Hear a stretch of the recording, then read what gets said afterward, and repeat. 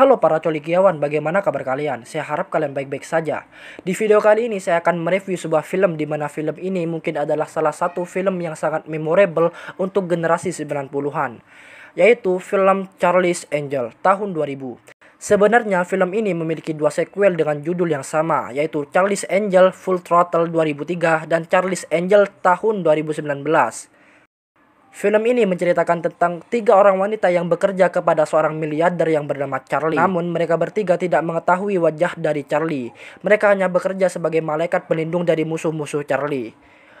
Oke, tanpa basa-basi kita langsung saja simak videonya. Nyeri otot pinggang mas, nyeri punggung bang, badan pegalin numba, pakai Oskadon SP. Oskadon SP, bebaskan pegalinu, kerjaan beres. Oke, scene film ini diawali oleh seorang berkulit hitam yang sedang duduk di dekat seseorang yang nampak mencurigakan. Tanpa basa-basi, pria kulit hitam itu menanyakan, "Di mana bomnya?" Dan pria di sampingnya menjawab bahwa akulah bomnya. Tanpa pikir panjang, pria kulit hitam itu langsung membawa pria tersebut melompat dari atas pesawat dan disusul oleh seorang yang menggunakan helm.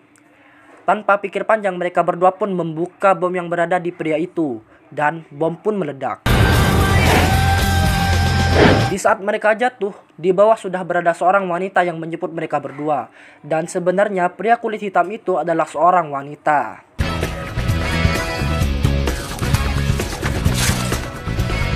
Ya benar, mereka bertiga adalah Charlie's Angels. Oke, mari saya perkenalkan mereka satu persatu.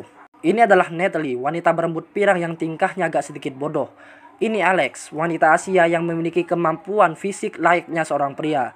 Dan ini adalah Dylan, wanita nakal, genit, nang seksi namun ganas. Sebelum kalian lanjut nonton video ini, alangkah lebih baiknya kalian klik tombol like di bawah dan klik tombol subscribe, lalu aktifkan lonceng notifikasinya untuk mendapatkan video terbaru dari saya. Subscribe, oke? Oke, kembali ke film. Scene memperlihatkan Dylan tengah bangun dari tidur tanpa pakaian.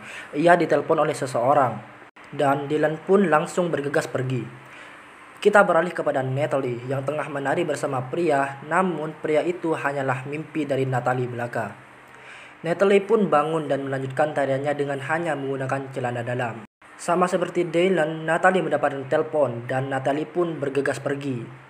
Pindah ke Alex yang tengah berbicara kepada pacarnya. Namun tiba-tiba telepon berbunyi yang membuat Alex harus pergi meninggalkan pacarnya itu. Mereka bertiga pun berkumpul di suatu tempat. Dan ini adalah Charlie. Ya, kalian salah, ini bukan Charlie, ini adalah Bosley. Bosley merupakan kaki tangan dari Charlie untuk mengurus mereka bertiga.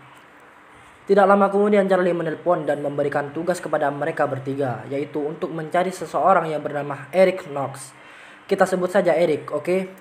Eric adalah seorang insinyur teknologi perangkat lunak, dan Eric telah dicuri beserta teknologi perangkat lunaknya. Dan ini adalah Vivian Wood. Dia adalah rekan sekaligus kepala dari perusahaan Knox, dan dialah orang yang telah melaporkan kejadian itu kepada Bosley. Tersangka dari hilangnya Eric adalah Roger Corwin. Dan mereka pun langsung mengintai dan memata-matai Roger Corwin. Alex yang sedang menyamar menjadi tukang pijat membuat Corwin tertidur dan mengambil kunci loker yang berada di tangan Corwin. Mereka pun membuka loker Corwin dan menyalin jadwal serta menduplikat kunci mobil dari Corwin. Lalu mereka bertiga pun pergi ke sebuah pesta yang dimana pesta itu adalah pesta dari Corwin dengan cara menyamar menjadi salah satu rekan dari Corwin. Dan Bosley lah yang menyamar menjadi John David Rich. Natalie di sana menjadi seorang pelayan dan secara tidak sengaja Natalie menyukai seorang bartender di pesta itu. Sebagai sahabat yang sangat baik, Dylan dan Alex menyarankan untuk menebarkan pesona kepada bartender itu. Dan bartender itu pun langsung terpukau oleh kecantikan Natalie. Pria itu langsung menghampiri Natalie dan mengajaknya kencan. Dan Natalie pun mengiyakan ajakan pria itu. Di sisi lain, Alex menemukan seorang pria. Kita sebut saja pria ini Eko, biar gampang, oke? Eko adalah pengawal pribadi dari Corwin. Merasa dirinya diawasi, Eko pun langsung bergegas pergi meninggalkan pesta. Alex, Dylan, dan Natalie pun mengejarnya sehingga sampai di sebuah gang sempit yang membuat mereka bertarung. Nah, ini nih yang sangat memorable dari film ini, yaitu kuda-kuda atau gaya sebelum bertarung dari Charlie Angels yang menjadi ciri khas dari mereka.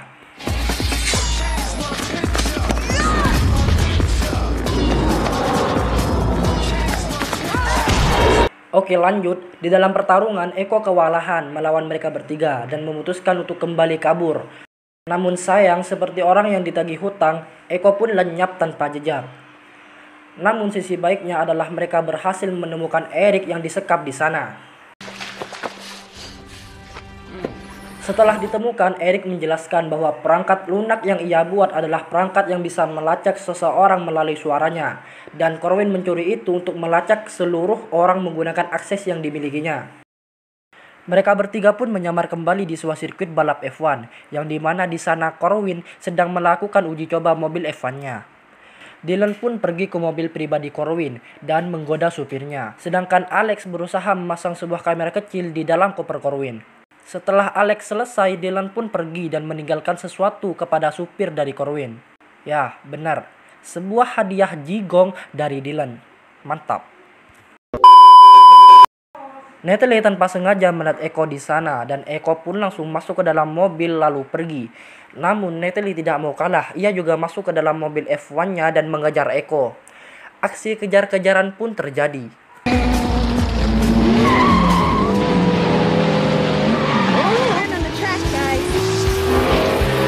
Nah, di posisi depan dipimpin oleh Eko, namun Natalie melaju dengan kecepatan penuh dan gol. Apaan sih anjing, goblok, garing banget sumpah.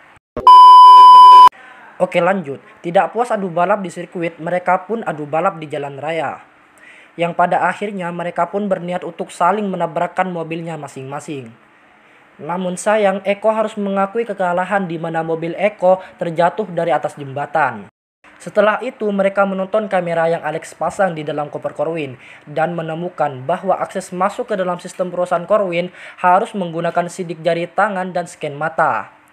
Di dalam sistem perusahaan tersebut terdapat sistem keamanan yang mustahil ditembus masuk, namun tidak untuk para Charlie Angels.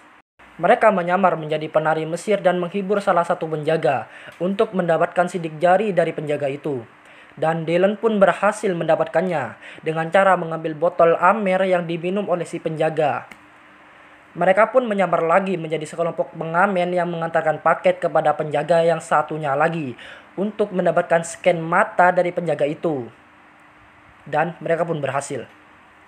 Mereka bertiga pun lalu menyamar lagi menjadi salah satu investor di perusahaan itu. Dan para karyawan tersebut terpikat oleh kecantikan Alex sehingga Dylan dan Natalie dapat masuk ke dalam sistem perusahaan Corwin itu.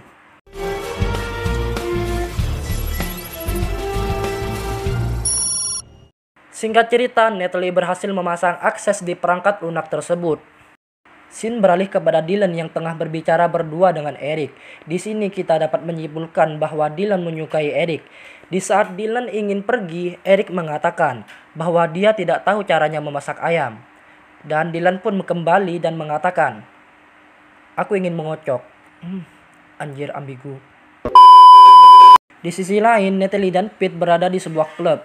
Pete pun ingin menari berdua bersama Natalie. Namun sayang, yang boleh menari hanyalah satu orang saja. Dan Natalie pun menari di klub tersebut.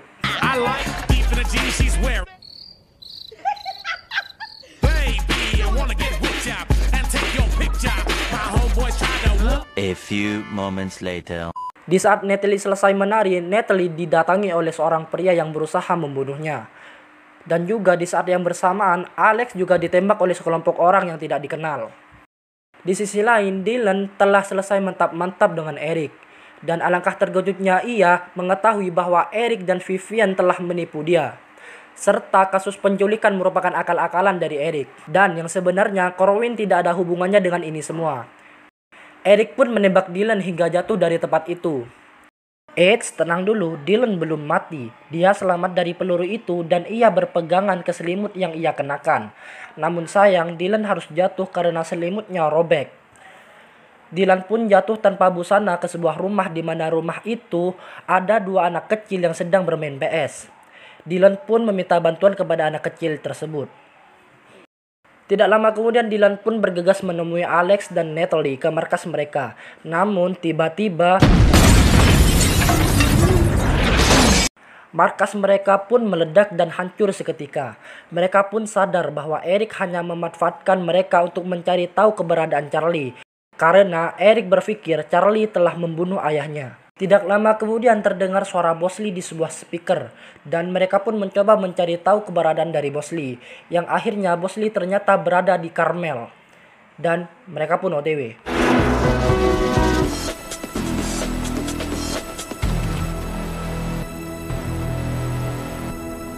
Sesampainya di sana, mereka berpencar.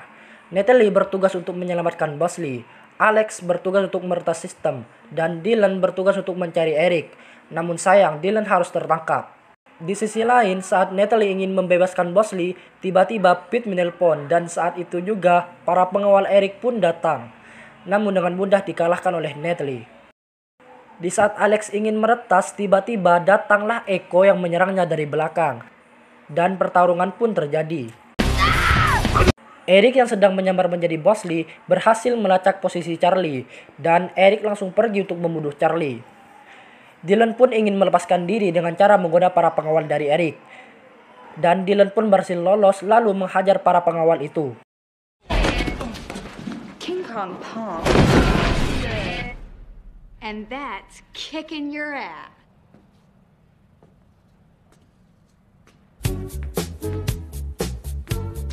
Oke, kita kembali ke Alex. Alex tengah terpojok oleh Echo. Namun pada saat ada kesempatan, bukannya membunuh Alex, Echo malah mengambil rambut dari Alex dan tertawa kegirangan. Hal itu membuat Alex mengamuk dan menyerang Echo. Yang pada akhirnya Dylan menangkap Vivian dan Echo menggunakan rantai. Eric yang tengah mengendari helikopter langsung menembak bangunan itu hingga hancur. Namun seperti biasa mereka bertiga masih selamat. Mereka bertiga pun ditolong oleh Bosley dan langsung pergi ke tempat Charlie untuk menyelamatkannya. Di dalam perjalanan mereka berhasil untuk memanah dan memanjat helikopter dari Eric. Lalu Alex mencoba meretas misil atau peluru dari helikopter itu. Sedangkan Dylan masuk ke dalam dan menghajar Eric. Pada saat Eric menembakkan misilnya, Alex telah berhasil untuk meretas misil itu, yang membuat misil itu berputar dan menuju ke helikopter Eric. Di detik-detik akhir, Natalie berhasil mengeluarkan Dylan dari dalam helikopter. Dan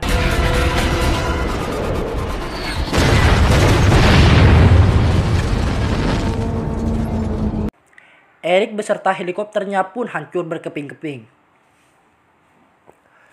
Setelah itu mereka bertiga sangat senang karena pada akhirnya mereka akan melihat wajah dari Charlie. Mereka sangat senang dan salah tingkah saking bahagianya. Namun perasaan kecewa datang saat mereka masuk dan Charlie tidak berada di dalam rumah itu. Mereka pun masih merasa senang karena Charlie telah selamat. Di scene akhir mereka tengah berada di pantai bersama dengan Bosley. Dan mereka tengah berbicara dengan Charlie melalui speaker. Dan di scene ini kita diperlihatkan bahwa Charlie berada di sana dan mengawasi mereka. Secara tidak sengaja Dylan melihatnya, namun ia masih tidak menghiraukan itu. Dan film pun tamat. Ending yang sangat mencarlikan. Oke, bagaimana menurut kalian filmnya, bagus apa tidak? Secara keseluruhan film ini memiliki cerita yang sangat menarik dengan plot twist yang keren menurut saya. Namun, yang kurang adalah sejarah dari masing-masing pemain masih belum jelas dan tidak diceritakan. Bagaimana mereka bisa berkumpul dan kisah mereka sebelum bekerja kepada Charlie. Dan bagaimana mereka mau menuruti seseorang yang tidak mereka tahu. Entahlah, mungkin hanya Charlie dan agen FBI yang tahu. Film ini masih ada kelanjutannya, yaitu Charlie's Angel Full Throttle, ya itulah, yang dirilis tahun 2003. Jika kalian mau, saya akan membuatkan videonya, dan jika kalian tidak mau, ya saya tidak akan memaksa. Oke, mungkin itu saja yang bisa saya sampaikan, dan videonya cukup sampai sini untuk memperpanjang durasi. Saya Arfan, Mator Sekalangkong. Dan jangan lupa, Oda Dingmang oleh Rasa Iron Man. Mantap.